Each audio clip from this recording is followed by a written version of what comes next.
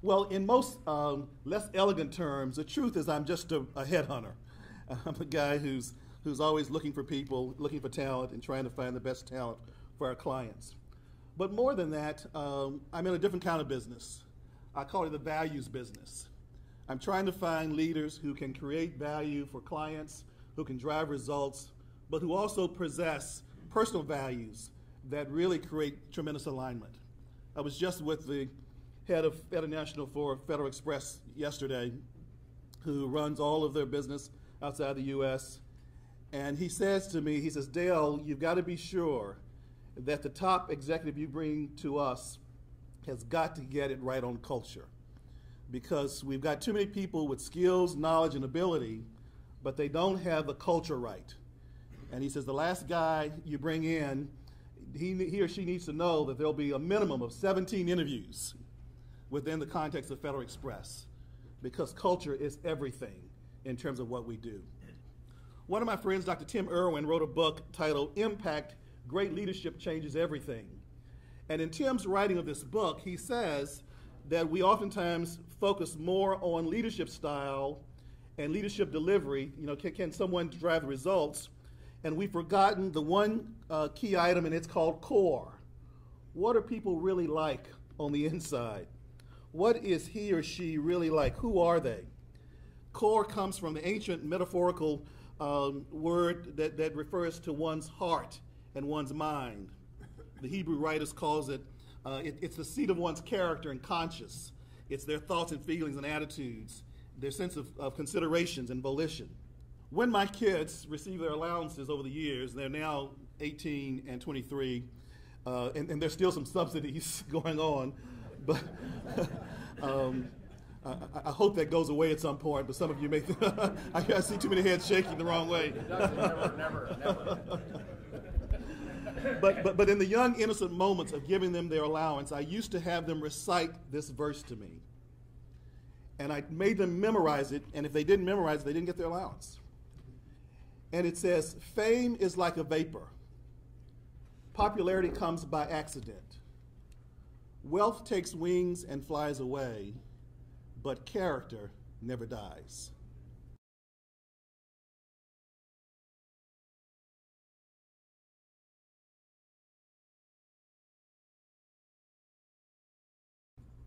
Now, one of the things about my business is not just knowing what one's experience has been and talents. Every time I interview a candidate, I always say, tell me your story. And immediately, candidates start telling me they finished Yale, and they were a Baker Scholar at Harvard, and they go on, and I say, I always have to say, wait a minute. I want to know your story. I want to know who you are, because it's in the context of understanding your story that I really understand who you are and what your belief systems are and how you make decisions in the life that you live, and understand how you've navigated through life's challenges.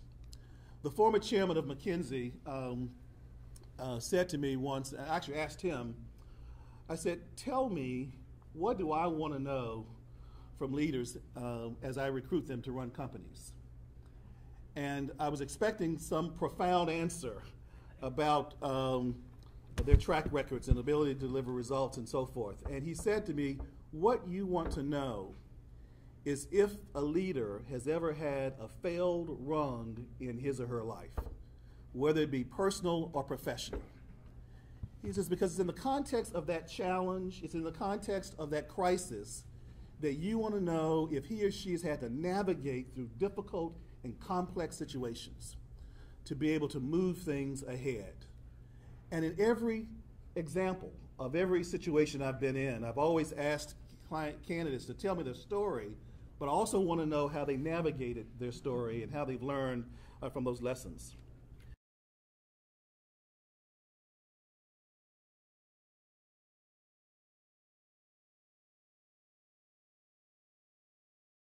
At the end of the day, if who you are is what you do, then who are you when you cease doing what you do? And I have had the chance across the spectrum to meet people who've been defined just by what they do. And when they stop doing that, they have trouble with the definition of who they are because it's not attached to something, some entity or some organization.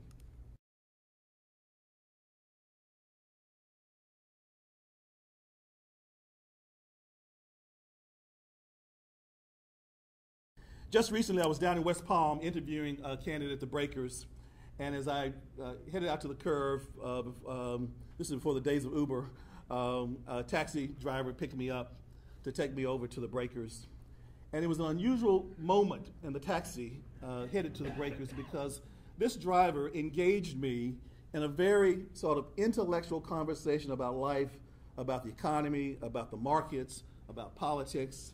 And all of a sudden, we're just having this exchange, and he's going on, and I'm thinking to myself, who is this guy? And then he slowly reveals to me that he was a former CEO of a company in New York, where he's now remains on the board. I won't call his name because his board members may not know that he's a taxi driver in West Palm. And he said to me that he does the taxi service 4 hours a day, Monday through Friday. His wife says, just do airport pickups. He says, because I became simply bored with going to the club, sitting around with a towel around my waist, bitching and complaining about the world and the politics of Washington. He says, I just needed to do something. So he ended up renting a taxi, and he drives folks back from, mainly from the airport to the Breakers. He donates the money to charity, and he's giving me a life lesson in the midst of the conversation about who we are and how we derive meaning from our lives.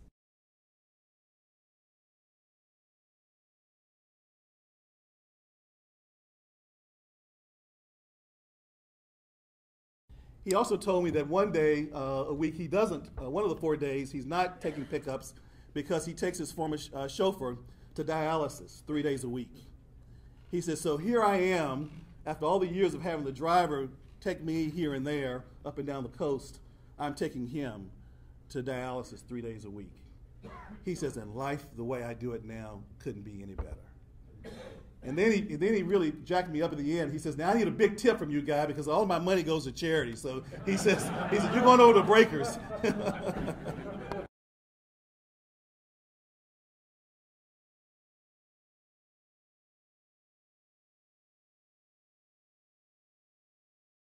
C.S. Lewis once says that God whispers to us in our pleasure, he speaks in our conscience, but he shouts in our pains. It is his megaphone to rouse a deaf world.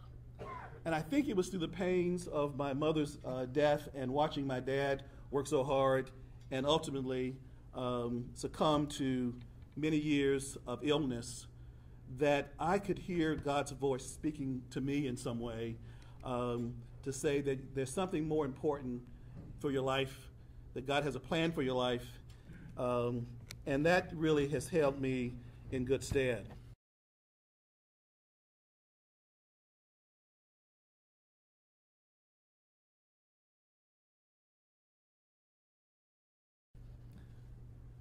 After college, I started a career in banking and began to meet with a group of businessmen on a regular basis. We'd get together at the top of one of the hotels and we'd talk about how do we begin to integrate our faith in our work, and how do we think about life lessons that had a sense of purpose and meaning in life. And I used to go to those gatherings on a regular basis because it's where I found comfort, it's where I found friendship, it's where I found peers, it's where I found mentoring in the context of my work.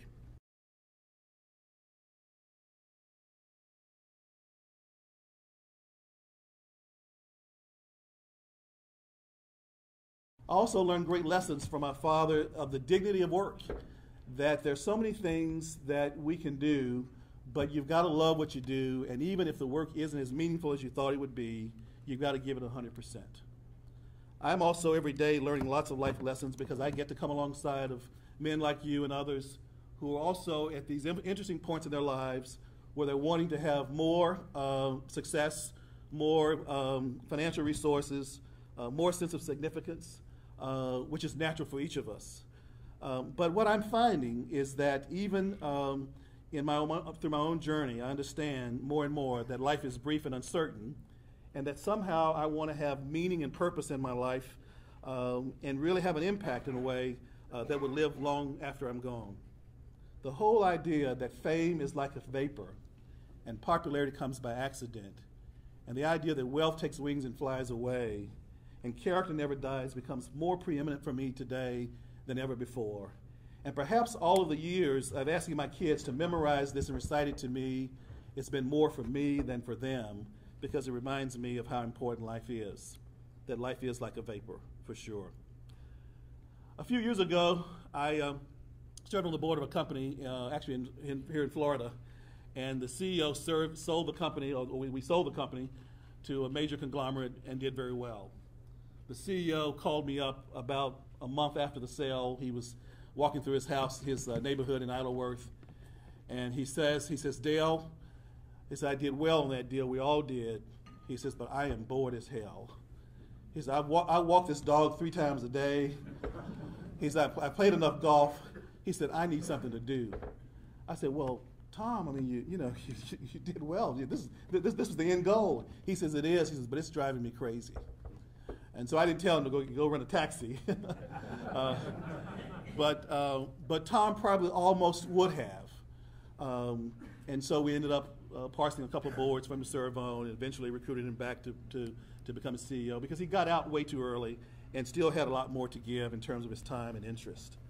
And I just find that life is like that even as we get older and mature, we have the big wins and even the big losses, that there's something deeper and more meaningful that we all should be a part of, whether it's driving taxis or giving to the Boys and Girls Club or spending time in the Salvation Army, that there are things that we ought to be giving ourselves to that have a greater sense of mission and purpose.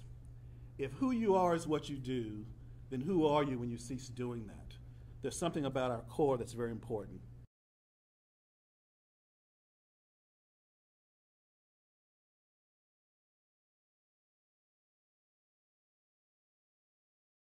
I'm continuously trying to figure out, how do I live out who I am as a Christian, but also how do I live out who I am as a businessman, as a husband, as a father, and bringing those aspects of my life together in a way that's well integrated so that my life is meaningful and fresh.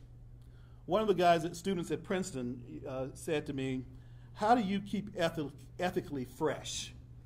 I thought, well, boy, that wasn't a question that I had planned in the audience. But he caused me to take inventory that part of what's kept me ethically fresh over the years was being a part of a small group of friends like this group here today, many years from my days in the banking days, where we meet and talk about life's issues. We talk about our marriages, we talk about our children, we talk about our disappointments and job loss.